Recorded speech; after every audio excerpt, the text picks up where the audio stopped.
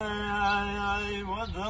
بنزانا دنيا دوران دورانا بو بالا برزان دامج درسم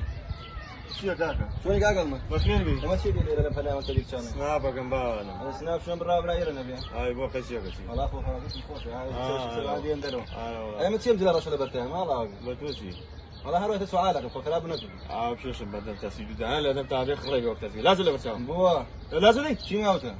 دي سناوتو ده باش بين اخي خلك تشيل بردي برد خذوا حرام عملونا اخوش والله يدينا يكتري كاغري السلام عليكم وعليكم السلام ورحمة الله. وافهم يكنك الترساي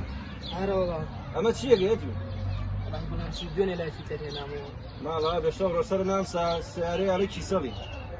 ده بيشو شغال بيشو اذا سعري في عرب كره وسعر بكره ما تشيل داش كده باش كيف ينديك بكره. والله يجب زين بيدته بس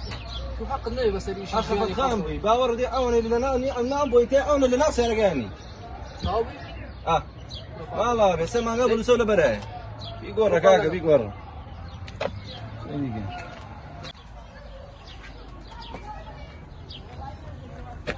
هو كارزان ابو بخري خومانية باروات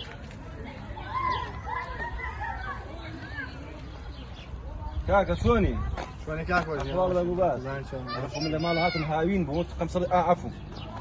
اما تشوف قمصة ولا برداية الله يكاك الدوام سلمان وتدمي سلمان ودمي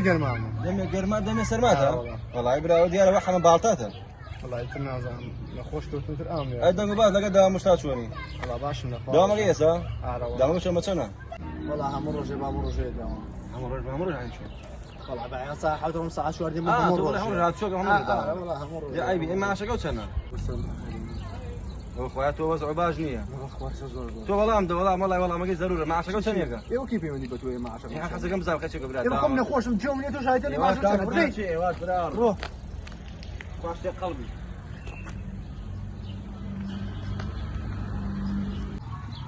السلام عليكم كاكردي عليكم السلام راك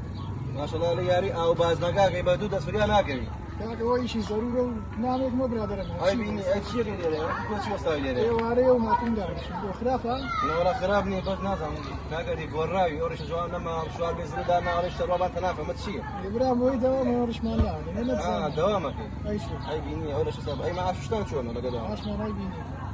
زي الاخبار زي ما تشي بقى فاني لو كانت ولا ناشي مستعد مو شيء هاي بيجي والله هاي بيزور بلا خاطر كردي جوان كبرت ما بلا ما هما كردي تلا في بياوي بياقي عينيتو كاكوشي من عقام ندي لو سوا هاك جاي بمك رداني طريقتي كردوا دوان طريقتي كردوا اركاك تو هاك شي بس ترجعني خلقوا برا اخو ايش خراب ناكل برا عايز من اوقات في هنا كم كوريتاني امي أول كم كنت أو تداخل كل جاني تابعتي كسكان. وأنا كاغا جاني سكان لا سالك يكون الشركة أميس من فيلم سالك تشاك يعني بيكورة. هل كاميرا أخوي أقلي هي سارية بركاري هو هيك نتشاور ناقل تبي ولا بقول بقى. أزاني شو تأخذ مسلمان أزاني وأبار الإسلامي واه. في خمر إخوان فمي عليه الصلاة والسلام. من حسن الإسلام المرئي تركه ما لا يعني. واتا جوانا قال الإسلام قوية تشتك بيني بتو نقول تداخلي نكي. تيجي براغام نكتو زوري ترهيا تداخل جان اما كاغا برساله ما كاغا تؤمد ويا كاغا جان او بيدي بتونيا امش غاري جايا تداخل كدي جاني تبدي كسكان جاي اگر تي مسلمانه كي جوان سرقتو رغبتي بي كاغا جان تداخل ايش خلقيمك دار زي خل لا لا خلقي جرامك بقول حق قصصي بشاردني باخواني اخواني شاردني والله هسه كل خوش يا دواسي بلا تركي بقول كاغا دي جان وعد بين سدسيتو بيتم تداخلي جانيس كسناكم والله يحس كم حاب غزاش جرام بو هو براتك هلا والله شوي زي معنا ليش شاكم فرحه في شاي من اي كلمه لا ما تروح انا في داو شوي جو باس يسوت اللي الفكره بنوتو كاكا والله زين قصيخي لقيته يسوى بحثه